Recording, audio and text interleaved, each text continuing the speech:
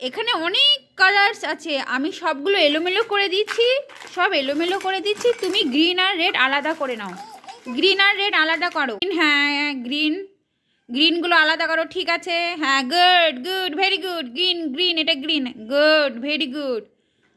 হ্যাঁ হ্যাঁ, আবার আবার আবার আবার গ্রিন, আরও গ্রিন আছে, আবার আবার নাও, আরও গ্রিন আছে, গ্রিন আছে, গ্রিন গ্রিন। এটা এটা এটা রেড গেল, এটা রেড রেড।